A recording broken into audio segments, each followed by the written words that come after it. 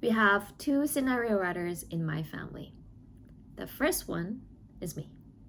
I specialize in writing the worst case scenarios. Even when there is a 90% chance that things will turn out fine, and only a 10% chance that something will go wrong, I fixate on that 10%. I worry over it and I torture myself trying to put a measure in place. For example, when I have a migraine or a stomach ache, chances are it's nothing, right? It's nothing serious, right? But before I know it, I'm typing symptoms of brain tumor and gastric cancer on the internet. Then there is my husband. His thought process is exactly the opposite of mine. He chooses to see the bright side rather than the dark side. His basic premise is that things will turn out fine, and sometimes even better than expected. So when he has a worrying, which means that when he has a worrying physical symptom, whatever it is, he will refuse to go to the hospital. I have to ask him, beg, persuade, sometimes even threaten him to make him go to the doctor, to make him go see a doctor. As a worst case scenario writer, I could never quite understand how his mind worked.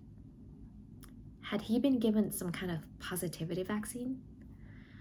But one day, something happened that showed me exactly how his mind worked.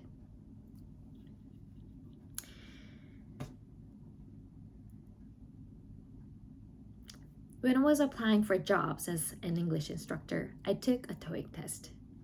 The bar was high for me because I needed to get a perfect score and I wanted to get it on my first try. But I ended up getting several questions wrong and feeling unsure about two others. Now I would have to take the test again and pay for it again. I was so disappointed. When I got home, my husband greeted me. "Honey, how did the test go?" I got several questions wrong. There's no way I'm gonna score perfect. There's no way I'm getting a perfect score this time. I'll have to take the test again. I hate it. "Don't worry, honey. I know you'll get a perfect score. Just believe me." Were you not listening to me? I literally just said that I got several questions wrong. There's literally 0% chance that I'll get a perfect score this time. Just believe you? What do you know about the TOEIC scoring system? I was angry because I thought he wasn't taking me seriously. I thought he was just brushing me off. But he replied, whoa, baby. Whoa. Listen to me. When I was in school, even when I knew I got some questions wrong, I still hoped that somehow I would get a perfect score. Seriously? How's that possible? How does that work? Well, maybe I meant to mark answer choice 2, but my hand shook and accidentally marked number 3 instead. Or maybe one of the other questions I guessed turned out to be right. I'm saying there's still a chance that something could have worked in my favor, right? So until the final results came out, I happily imagined that I'd gotten a perfect score. As I tried to make sense of his logic, and my anger subsided, and I slowly realized that my husband wasn't just an optimist. He was a different species. I shouldn't be fighting him. I should be interviewing him. Then came 2024. That year, one of my worst case scenarios came true, and I was diagnosed with breast cancer. Unfortunately, it hadn't spread to other organs, so I was able to avoid chemotherapy. But after surgery and radiation treatment, My doctor put me on 5 years of hormone therapy.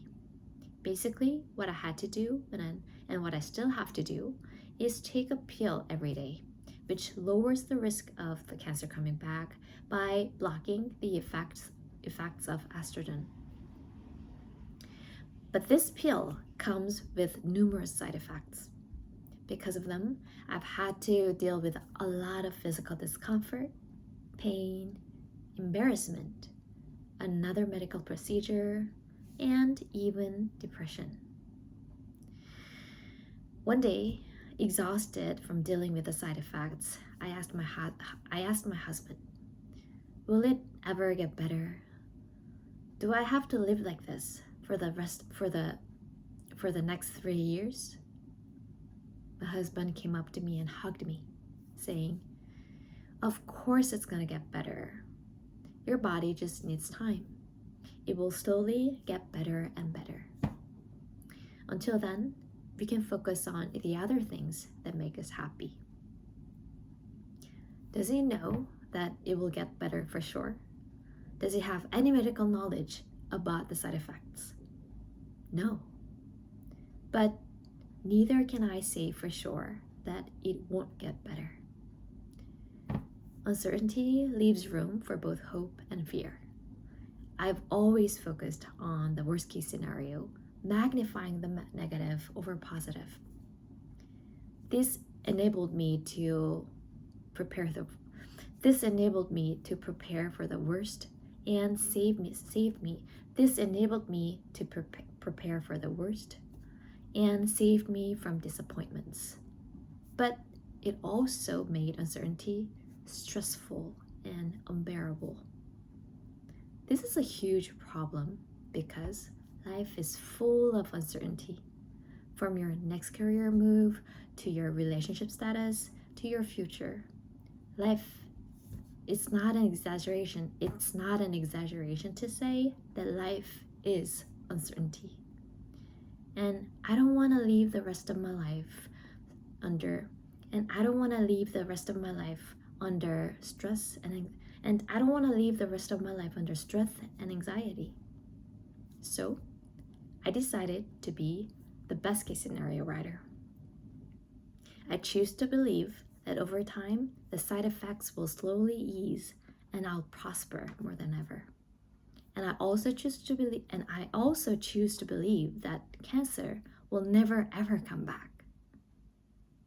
Because in the end, I did get a perfect score. I did get a perfect score on that TOEIC test. Seems like the universe sometimes really